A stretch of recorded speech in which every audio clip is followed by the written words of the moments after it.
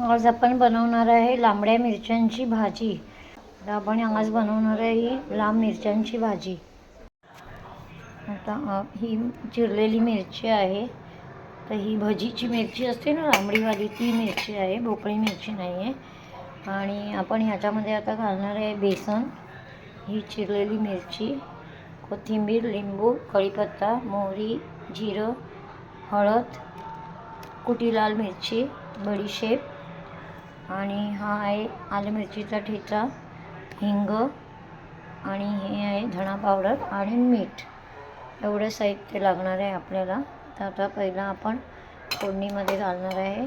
तेल तापत ठेवलं आहे कढईमध्ये आणि फोडणीमध्ये घालणार आहे राई. राई छान फुटली की मग आपण टाकणार आहे जिरं. जिरं फुटलं की मग आपण टाकणार आहे त्यात बडीशेप. बडीशेपीची फोडणी पण छान लागते. आणि नंतर टाकणार आहे यात हिंग. हिंग टाकून झाला की मग आपण यात टाकणार आहे ही आपण चिरून घेतलेली मिरची आहे ना ती. हे बघा, बडीशेप, हिंग सगळं छान फुटलं. आता ही मिरची आपण टाकून घेतली. तर छान मिरची अशी या फोडणीमध्ये परतवून घेणार आहे.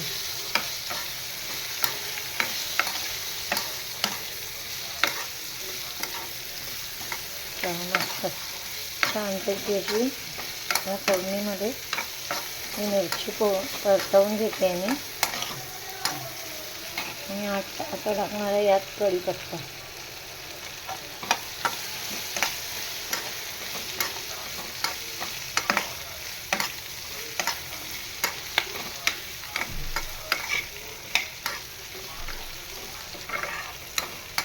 थोडा मी गॅस मोठा करणार आणि मग टाकणार मिरची.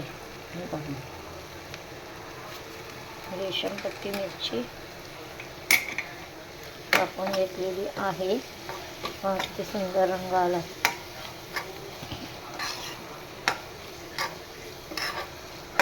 त्याला थोडं पाणी सुटलं ते मग आपण यात पीठ पेरून घेणार आहे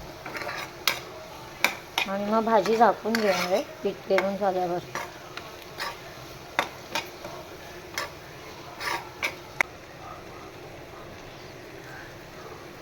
तर मी याच्यावर झाकण ठेवून घेणार आहे.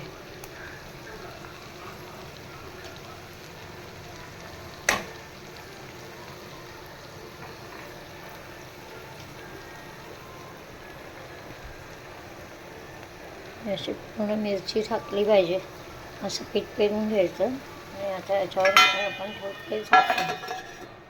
तर थोड्या वेळाने मग नंतर उघडून बघायचं आहे आपल्याला. चला तर आपण उघडून बघूया आपली भाजी रेडी झाली आहे का. आता पाण्याचा शिक्का मारून घेतलेला आहे. आता हे पहा, जवळजवळ आपली भाजी रेडी झालेली आहे. मस्तपैकी. याच्यात तुम्ही साखर पण घालू शकता.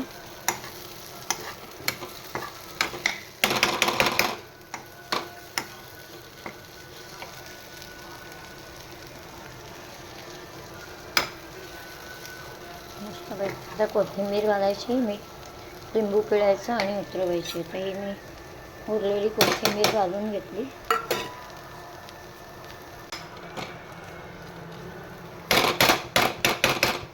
छान अशी बाहेर आपण फिरायला जाताना घेऊन जाऊ शकतो.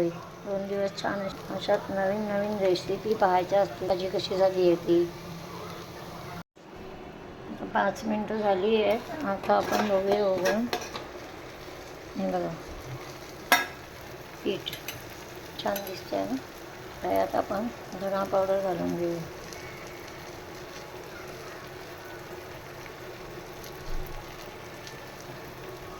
धणा पावडर घालून घेऊ. छानपैकी असं ढवळायचं मस्त. त्या तेलावरच छान पहिलं बेसन परतवून घ्यायचं. नंतर थोडासा पाण्याचा हापका मारायचा याच्यावरती. मस्त असं. आपल्याला आता यामध्ये टाकायचं आहे थोडंसं पाणी. पाणी म्हणजे पाण्याचा शिक्का मारायचा आहे. पाणी भाजून ओतायचं नाही. तर मी त्याच्यावर पाण्याचा शिपका मारते.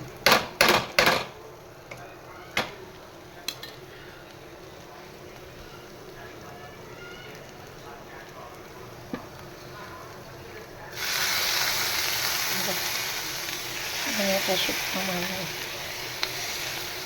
म्हणजे बेसन पण शिजलं जाईल छानपैकी. आता पुन्हा झाकण लावून ठेवते.